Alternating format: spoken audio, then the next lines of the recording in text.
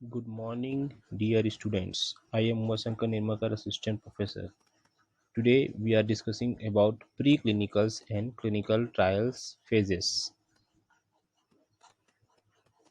तो स्टूडेंट्स, हमने previous class में डिस्कस किया था ड्रग डिस्कवरी के बारे में एंड ड्रग डेवलपमेंट के बारे में.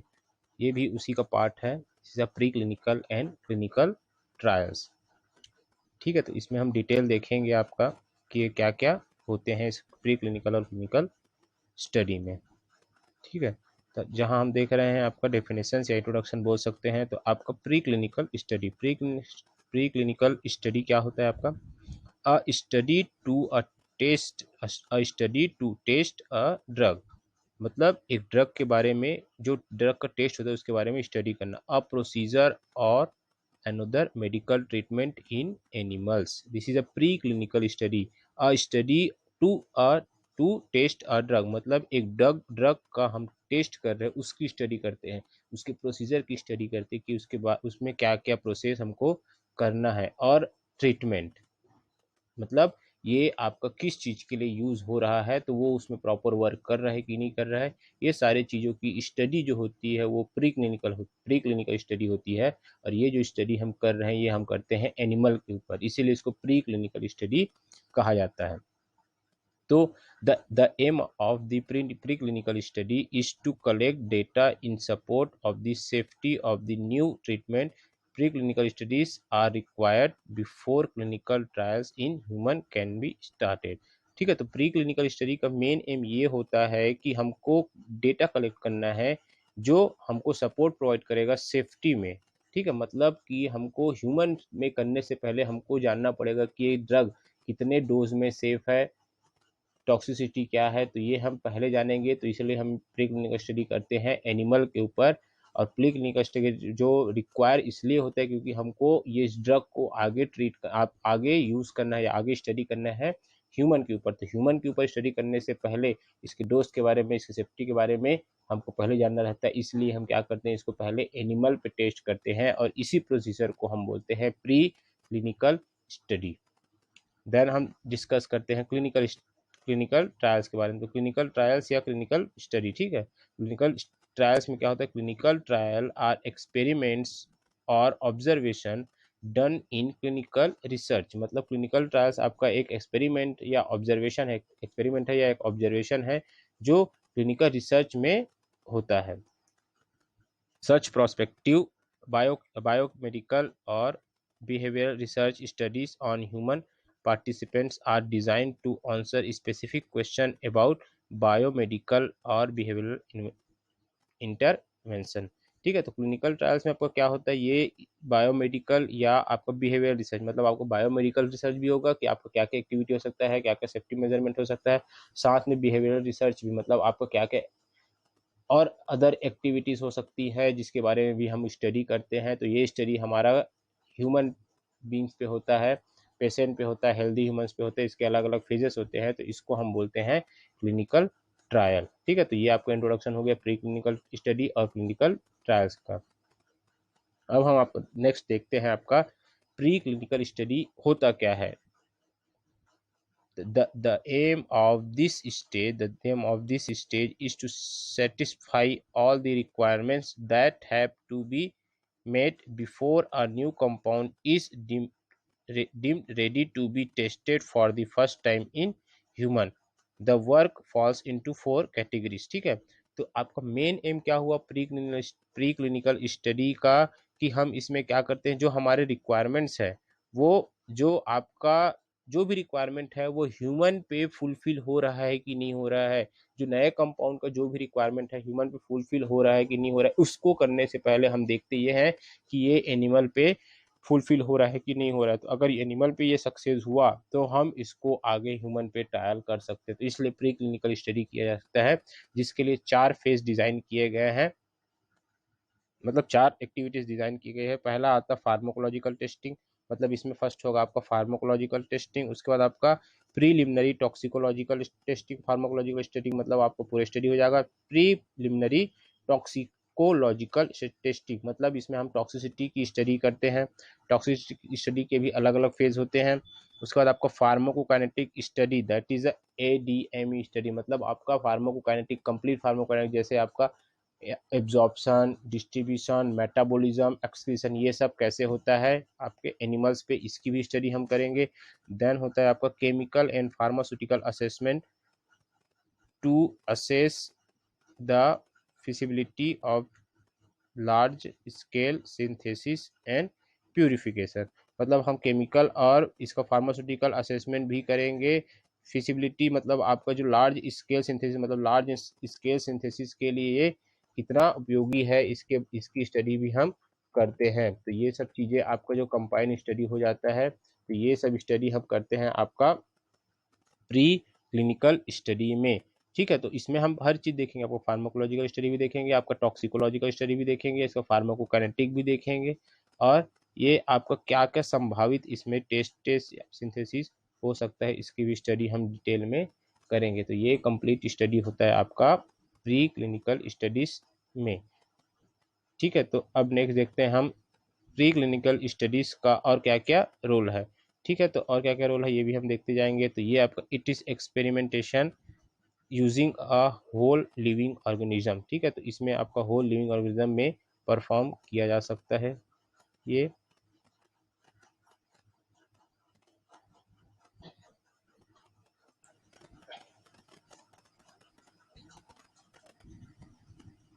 देन आपका प्री क्लिनिकल स्टडी और आगे है आपका डिटेल इसका, it's experimentation using a whole और लिविंग ऑर्गेनिज्म, मतलब इसकी ये आपका जो प्री क्लिनिकल स्टडी होता है ये लिविंग ऑर्गेनिज्म पे ही परफॉर्म किया जा सकता है। और ये क्या क्या इन्फॉर्मेशन हमको देता है, तो हम देख सकते हैं इसमें आपका मेटाबॉलिक प्रोफाइल, मतलब उसके पूरे मेटाबॉलिज्म के प्रोफाइल जितने, मतलब आप जैसे हम प्री फार्माकोकाइनेटिक बोल रहे हैं वो पूरे प्रोफाइल की आपको इन्फॉर्मेशन देता है ये प्री क्लिनिकल स्टडी। टॉक्सिकोलॉजी, कितना मतलब कि कौन सा डोज प्रॉपर अमाउंट में यूजफुल है, तो इसकी भी स्टडी की जाती है। टॉक्सिसिटी स्टडी की जाती है कि कौन सा अमाउंट टॉक्सिक इफेक्ट देता है। उसके बाद आपका ड्रग इंट्रैक्शन, क्या क्या ड्रग इंट्रैक्शन हो सकते हैं, ये इंफॉर्मेशन भी आपको देता है प्री क्लिनिकल स्टडी। अब प्री क्लिनिकल स्टडी के लिए हमारे पास एनिमल मॉडल्स होते हैं, animal models of disease state. Animal model of disease state मतलब कि कोई भी डिसीज स्टेट के लिए आप अलग अलग डिसीज स्टेज के लिए आपके अलग अलग एनिमल मॉडल्स बनाए गए हैं। ठीक है, तो ये आपके एनिमल मॉडल क्या क्या हो सकते हैं, आपका test conditions involving induced disease और इंजरी सिमिलर टू, ठीक है, ह्यूमन कंडीशन, मतलब कि आपका जो एनिमल मॉडल होता है हम उसमें क्या करते हैं, क्योंकि हमको ये पता है कि हम प्री क्लिनिकल स्टडी में क्या कर रहे हैं, एनिमल पे टेस्टिंग कर रहे हैं। तो इसमें क्या होता है कि हमको जो डिसीज हुआ है, मतलब ह्यूमन को जो डिसीज हुआ है वैसा ही डिसीज हम एनिमल को इंड्यूस कराते हैं, वैसा ही डिसीज हम एनिमल को इंड्यूस कराते हैं। उसके बाद वो जो एनिमल मॉडल बना हुआ है उसके थ्रू उसको टेस्ट करते हैं, उसके बाद उसमें ड्रग का टेस्ट करते हैं कि वो सही रिजल्ट हमको दे रहा है कि नहीं दे रहा है। जैसे कि आपका must be equivalent in mechanism of cause, must be mechanism और कॉज। ठीक है, तो आपका जो equivalent in mechanism of cause, मतलब कि हम ये भी देखते हैं कि जो आपका मैकेनिज्म है वो आपका इक्विवेलेंट है कि नहीं है, मतलब आपका जैसा वो पॉजिटिव है वैसी टाइप का इफेक्ट दे रहा है कि नहीं दे रहा है, मतलब जैसा हम चाह रहे हैं वैसा आपका होना चाहिए। तो ये मस्ट भी होता है, मतलब उसके इक्वल होना चाहिए। देन आपका होता है can predict human toxicity in 70% of the cases.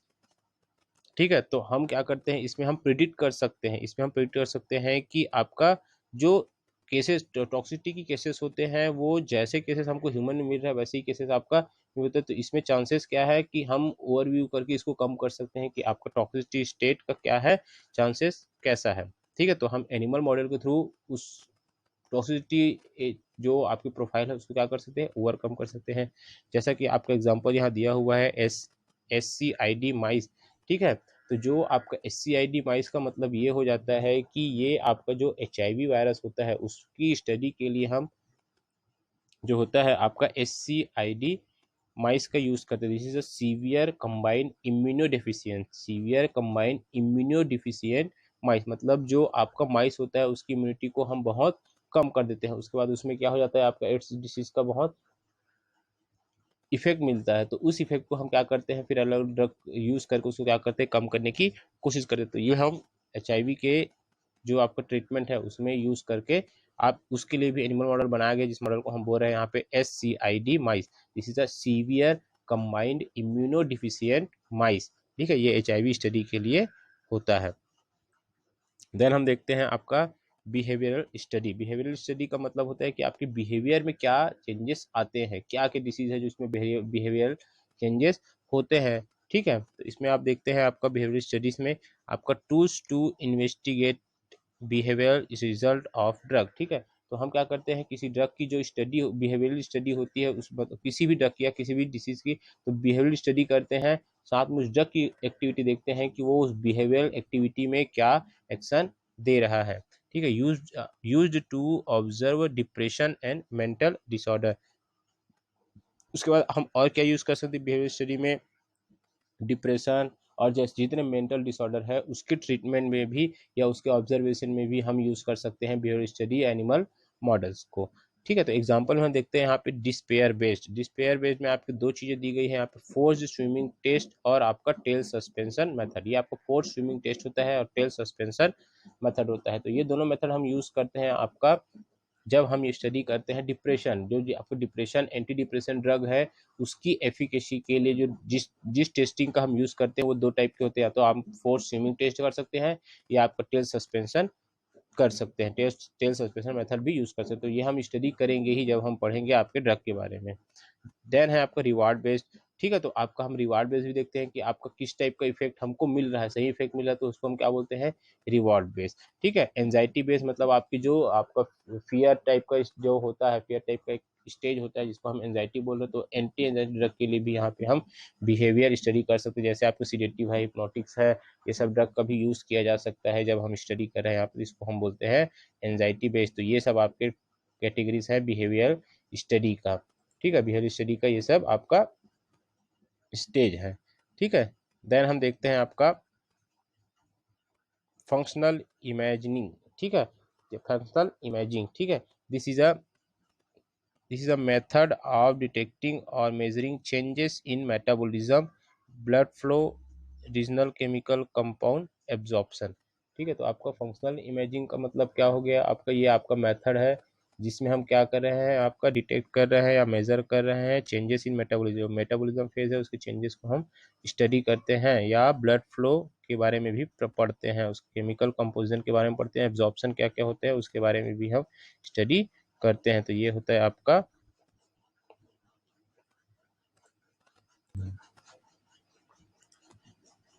Then हम देखते हैं एक्स विवो स्टडी। ठीक है, तो एक्स विवो स्टडी क्या होता है, experimentation on tissue is in an artificial environment outside the organism with the minimum alteration of natural condition. ठीक है, तो एक्स विवो स्टडी में हम देखते हैं आप, ये भी एक एक्सपेरिमेंट का प्रोसीजर है। ठीक है, इसमें भी हम एक्सपेरिमेंटेशन करते हैं, लेकिन ये आपका टिश्यू बेस्ड होता है। मतलब हम क्या करते हैं, एक आर्टिफिशियल इन्वायरमेंट प्रोवाइड करते हैं जिसको हम कल्चर भी बोल सकते हैं, आउटसाइड ऑफ द ऑर्गेनिज्म, मतलब जो भी आपका ऑर्गेनिज्म है उसके आउटसाइड में। मतलब जैसे कि हम फॉर एग्जांपल अपन हम एनिमल की स्टमक का स्टडी करना है, तो स्टमक में स्टडी करना है मतलब स्टमक में आपका टेस्ट करना है किसी ड्रग का, तो हम क्या करते हैं, स्टमक का एक पार्ट लेते हैं, एक टिश्यू लेते हैं, उसके बाद उसको ग्रो करते हैं हम बाहर में, बाहर इन्वायरमेंट में उसको ग्रो करते हैं। वैसे इन्वायरमेंट तो सेम आपका जैसा आपका एनिमल का जैसा है ऑर्गन है, वैसी ऑर्गन आपको आर्टिफिशियली जो है बाहर में आपका क्या हो जाता है, डेवलप हो जाता है। उसमें भी हम क्या करते हैं, स्टडी कर सकते हैं। तो वो भी आपका एक नेचुरल कंडीशन होता है। ठीक है, में आपके थोड़े बहुत ही चेंजेस हो सकते हैं, लेकिन ये भी आपका क्या है, एक अच्छा एक्सपेरिमेंटेशन मेथड है। ठीक है, तो इसमें आपका क्या क्या हो सकता है, आपका काउंटर एथिकल इश्यूज कुछ कुछ हो सकते हैं। ठीक है, एग्जाम्पल होता है आपका मेजरमेंट ऑफ टिश्यू प्रॉपर्टीज और आपका रियलिस्टिक मॉडल फॉर सर्जरी। ठीक है, तो इसमें भी आप आपका टिश्यू प्रॉपर्टी का आप मेजरमेंट कर सकते हैं कि टिश्यू में क्या क्या प्रॉपर्टी होती है, उसके मेजरमेंट के लिए भी आप एक्स व्यू स्टडी कर सकते हैं। उसके बाद आपका रियलिस्टिक मेथड फॉर सर्जरी, तो आपके सर्जरी के लिए रियलिस्टिक मेथड भी आपका यहाँ पे डेवलप किया जा सकता है कि आप उस टिश्यू पे कैसे कैसे टाइप के आप सर्जरी परफॉर्म कर सकते हैं। ठीक है, देन हम देखते हैं आपका अब उसके बाद ये आपका प्री क्लिनिकल स्टडी खत्म हो गया, मतलब हमने ह्यूमन पे ट्रायल कर लिया उस सॉरी आपका एनिमल पे ट्रायल कर लिया, एनिमल पे हमने टॉक्सिसिटी स्टडी भी कर ली, उसका मेटाबॉलिक स्टडी भी कर लिया, आपका ड्रग इंट्रैक्शन भी हमने उसमें देख लिया। देन आपका पार्ट आता है this is a clinical trials. ठीक है, तो क्लिनिकल ट्रायल्स में आपका क्या क्या होता है, set of procedure in medical research of and drug. ठीक है, तो हम एक प्रोसीजर सेट करते हैं मेडिकल रिसर्च और ड्रग के लिए। ठीक है, मतलब कोई भी रिसर्च के लिए या कोई भी ड्रग के लिए हम क्या करते हैं, एक प्रोसीजर को यहाँ पे क्या करते हैं, सेट करते हैं। ठीक है, development to study the safety and efficacy of new drug. ठीक है, तो इसमें हम डेवलपमेंट करते हैं, तो किसी भी ड्रग की क्या करते हैं, सबसे आपको इंपॉर्टेंट होता है सेफ्टी और एफिकेसी। ठीक है, तो सेफ्टी और एफिकेसी ऑफ न्यू ड्रग, किसी भी न्यू ड्रग की सेफ्टी मतलब वो कितना सेफ है और कितना आपका मतलब उसकी क्षमता कैसी है, तो this is efficacy of new drug. तो इसके लिए हम क्या करते हैं, उसके लिए स्टडी की मतलब एक स्टडी क्या करते हैं, डेवलप करते हैं। देन आपका essential to get marketing approval from regulatory. ठीक है, तो ये भी आपका एक क्लिनिकल ट्रायल फेज है जिसमें हम क्या करते हैं, मार्केटिंग अप्रूवल लेते हैं कि ये ड्रग आप मार्केट में मार्केट में मतलब सर्कुलेट करने के लिए अप्रूव हो जाए। ठीक है, एक रेगुलेटरी बॉडी होती है जैसे आपका FDA, जिससे फूड एंड ड्रग एडमिनिस्ट्रेशन, तो इसके लिए अलग अलग आपका प्रोसीजर होता है, आपका न्यू ड्रग डेवलपमेंट होता है, न्यू ड्रग एप्लीकेशन होता है, ये सब प्रोसीजर आपको परफॉर्म करना रहता है। अथॉरिटीज, ठीक है, रेगुलेटरी अथॉरिटीज मतलब यहाँ पे आपका क्या है कि आप जो मार्केटिंग के लिए अप्रूवल लेंगे वो किसी रेगुलेटरी आपका अथॉरिटी होता है उसके थ्रू लेते हैं, जिसको हम बोलते हैं FDA, this is a food and drug administration. ठीक है, may require up to 7 years, तो ये आपका क्लिनिकल ट्रायल्स का जो फेज होता है आपका अप टू 7 ईयर्स का प्रोसीजर होता है, 7 साल का प्रोसीजर होता है। ठीक है, देन हम देखते हैं आपका क्लिनिकल ट्रायल्स का आगे, तो ये इसको हमने अलग अलग फेज में डिवाइड किया है, तो अलग अलग फेज में डिवाइड किया, तो इसके आपके फेजेस हैं, this is a first phase. ठीक है, फेज 1 क्लिनिकल फार्माकोलॉजिकल इवेल्युएशन, जिसमें आपका जो फेज 1 होता है उसमें क्या होता है, पूरी फार्माकोलॉजिकल जो इवेल्युएशंस होते हैं, आपके क्लिनिकल फार्माकोलॉजिकल इवेल्युएशंस होते हैं वो आपके फेज 1 में परफॉर्म किया जाता है। तो फेज 1 में जो हम परफॉर्म करें वही आपका क्लिनिकल स्टडी होता है। ठीक है, तो इसमें हम पूरा स्टडी करेंगे कि आपका जो ड्रग है वो किस किस टाइप का फार्माकोलॉजिकल एक्टिविटी दे रहा है, तो उसके बेसिस पे हम आगे डिज़ाइन करते जाते हैं आपका प्रोसीजर। तो ये आपका धीरे धीरे होके ये आपके फेज 2 में चला जाता है। तो आपका फेज 1 की बात कर रहे हैं, तो फेज 1 में आपका क्या हो गया कि आपका इसमें लिखा है आपका क्लिनिकल फार्माकोलॉजिकल इवैल्यूएशन, मतलब ये आपका क्या हो गया कि आपका जितना metabolic and pharmacological actions of magic आपका जो टॉलरेट डोज होता है वो सबकी स्टडी हम करते हैं फेज 1, उसी को हम बोल रहे हैं pharmacological evaluation. First stage of testing in human subject, तो ये जो सब्जेक्ट ये आपका जो फेज 1 होता है यही स्टेज होता है जहाँ पे हम फर्स्ट टाइम ह्यूमन पे टेस्टिंग करते हैं। ठीक है, इसी स्टेज में आपका जो होता है आपका ह्यूमन पे स्टडी होता है, तो इसमें हम लेते हैं आपका 20 से 80 हेल्दी वॉलंटियर्स, 20 से 80 हेल्दी वॉलंटियर्स लेते हैं। इस ये आपको लगभग 1 मंथ का, ये आप अप टू 1 मंथ का प्रोसीजर भी हो सकता है, इसमें 1 मंथ का प्रोसीजर।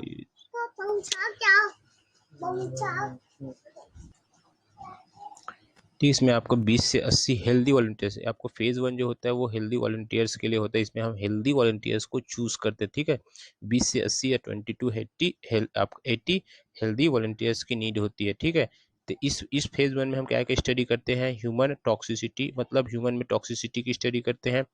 टॉलरेटेड डोज रेंज, मतलब आपका कोई भी ह्यूमन है, मतलब हेल्दी वॉलंटियर्स इसे ले रहे हैं क्योंकि हमें टॉक्सिसिटी स्टडी करनी है, साथ में हमको टॉलरेटेड रेंज की भी स्टडी करना है, मतलब ये ड्रग जो है कितना टॉलरेट किया जा सकता है, कितना उसको सहन किया जा सकता है। देन आपको होता है हाँ, ठीक है, तो इसमें हम देखते हैं टॉक्सिसिटी, टॉलरेट डोज और फार्माकोलॉजी एंड डायनेमिक्स। ठीक है, तो इसमें हम काइनेटिक भी देखेंगे, डायनेमिक स्टडी भी करेंगे, तो ये आपकी पूरी स्टडी होती है फेज 1 में। ठीक है, तो इसमें आपका हम वाइटल साइन भी देखेंगे, क्या क्या साइन एंड सिम्टम्स मिल रहा है, आपका प्लाज्मा एंड सीरम लेवल्स भी देखेंगे, साथ में एडवर्स इवेंट भी देखेंगे, कोई एडवर्स इफेक्ट तो नहीं आ रहा। तो ये आपका फेज 1 फेज 2 कॉमन होता है, तो फेज 1 भी हम स्टडी कर सकते हैं। तो आप इसमें देख चुके हैं फेज 1 में कि आपका क्लिनिकल फार्माकोलॉजिकल इवैल्यूएशन, मतलब आप में इसमें आपका मेटाबॉलिक स्टडी भी होगी, आपका डिटर्मिनेशन भी होगा उसका मेटाबॉलिक मतलब आपका स्टेज का, फार्माकोलॉजिक एक्शन भी आप देखेंगे, इसमें आपका मेजरमेंट जो आपका टॉलरेट डोज है उसको भी आप देखेंगे आपका। तो ये हो गया आपका फेज 1 का ठीक है। देन हम नेक्स्ट देखते हैं आपका फेज 2। ठीक है, तो फेज 2 में आपका होता है this is a phase 2 control clinical evaluation. मतलब आपका फेज 2 में क्या होता है, हम उस ड्रग की इफेक्टिवनेस के बारे में इवेल्युएशन करेंगे। जो ड्रग की इफेक्टिवनेस होती है, उसकी क्षमता होती है, वो कितना अच्छा है, कितना अच्छा ड्रग है, कितना इफेक्टिव ड्रग है, उसके बारे में भी हम स्टडी करेंगे। तो ये आपका फेज 2 होता है। इसमें आपका जो आपका साइड इफेक्ट है, जो स्मॉल साइड इफेक्ट बोलते हैं, जिसको हम शॉर्ट टर्म साइड इफेक्ट बोलते हैं, उसकी भी स्टडी होती है।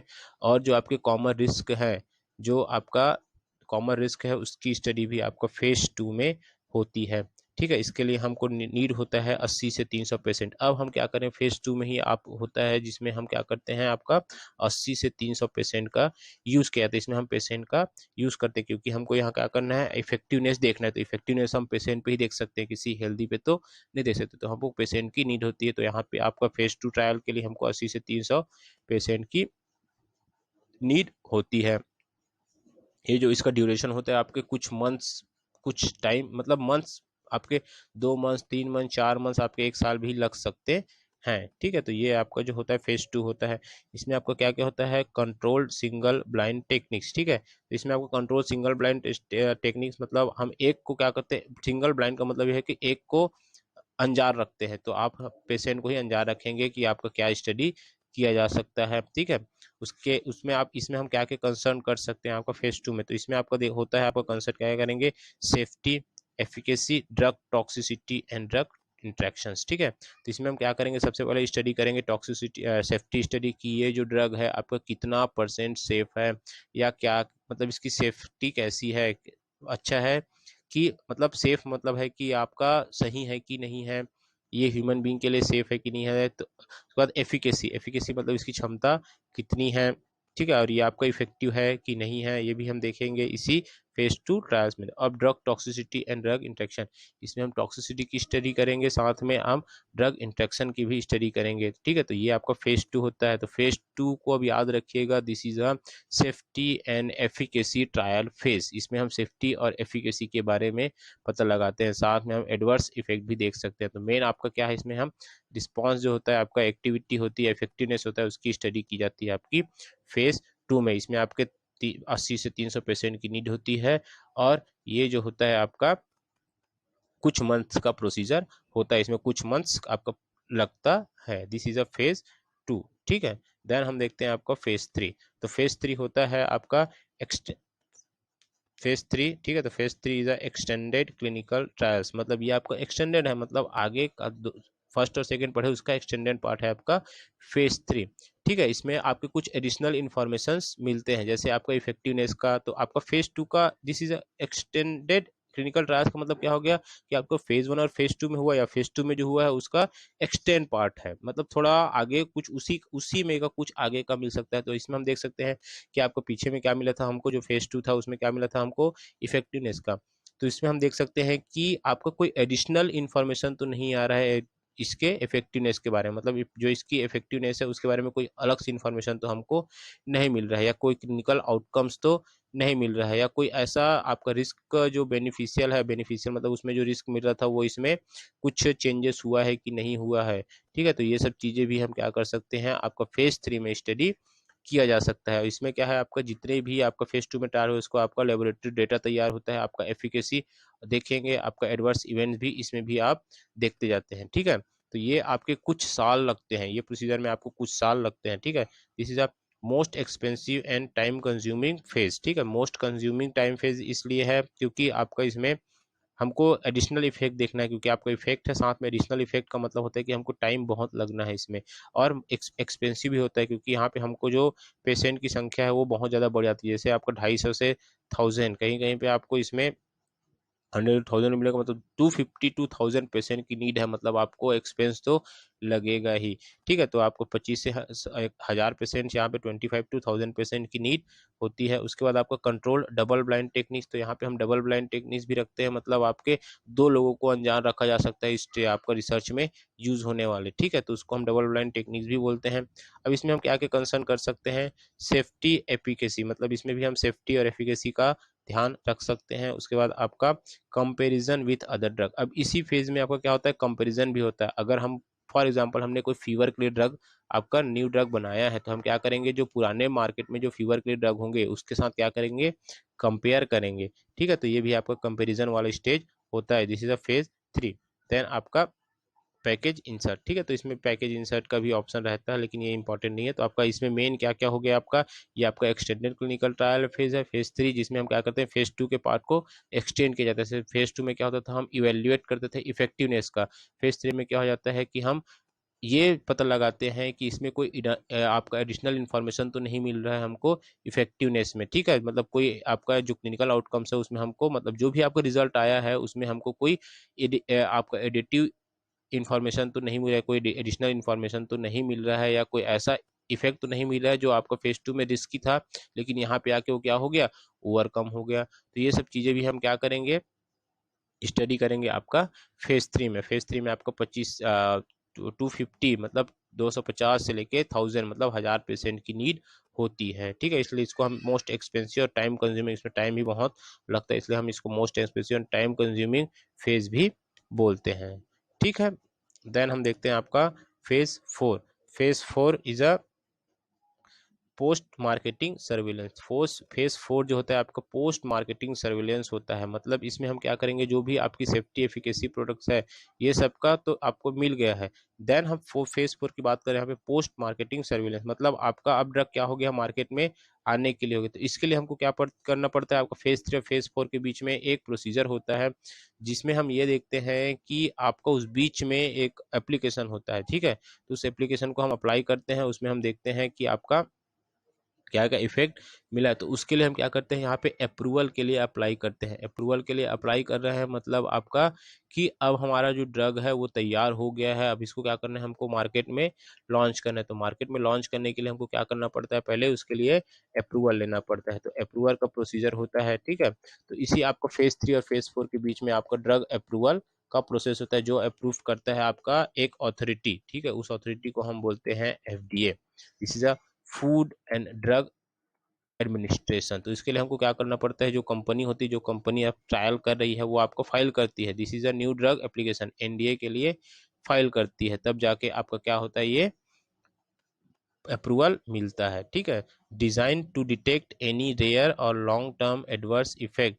ठीक है, या एडवर्स ड्रग रिएक्शन मॉनिटरिंग। तो इसमें फेज 4 में आप क्या होगा कि अभी मार्केट में आ गया है, तो अब इसको क्या करना है, हमें मार्केट में सर्विलेंस करना है। मतलब मार्केट में आने के बाद सर्विलेंस देखना है कि जो डिजाइन किया गया है, जो डिटेक्ट किया गया है आपका, तो ये आपका रेयर डिसीज के लिए है कि नहीं, और लॉन्ग टर्म यूजफुल है कि नहीं है।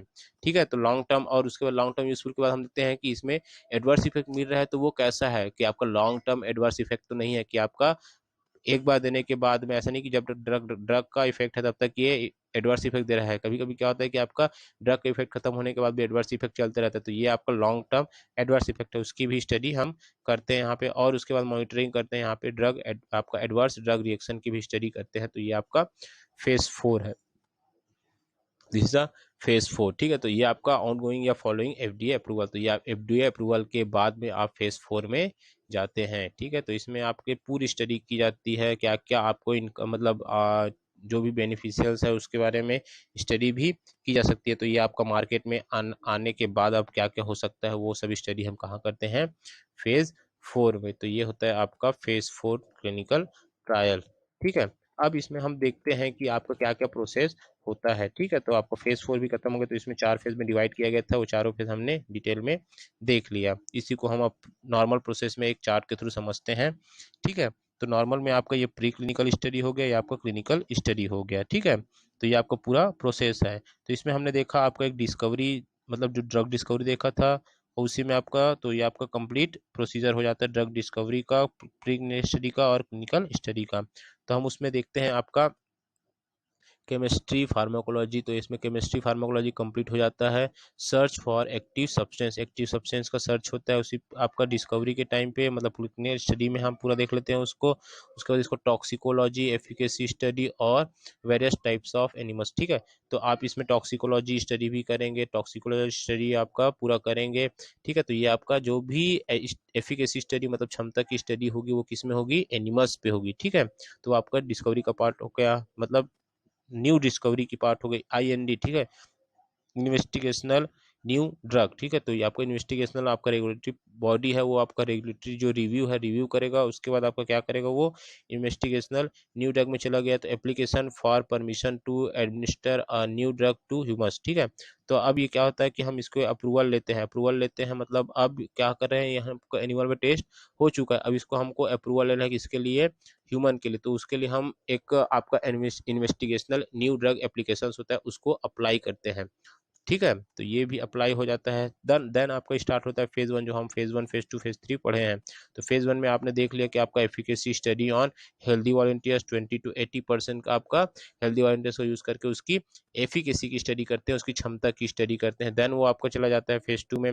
फेज 2 में हम देखते हैं कि आपका क्लिनिकल स्टडी होता है। तो फेज 2 के बारे में हमने ये भी देखा कि ये आपका जो स्टेज होता है, फेज 2 जो स्टेज होता है उसमें हम देखते हैं आपका मेन जो होता है वो होता है आपका drug efficacy and drug effectiveness, ठीक है। ड्रग एफिकेसी के बारे में हम देखते हैं, तो ये आपका हो जाता है फेज 2 में, ठीक है। फेज 2 क्लिनिकल ट्रायल्स में, फेज 2 क्लिनिकल ट्रायल्स में आपका ये हो गया। इसमें हम 80 से 300 पेशेंट यूज करते हैं। फेज 2 में आप पेशेंट यूज करेंगे, ठीक है, क्योंकि यहाँ पे आपको इफेक्टिवनेस देखना है, वो ड्रग की इफेक्टिवनेस देखना, तो आपको पेशेंट यूज करना। देन आपका आता है फेज 3।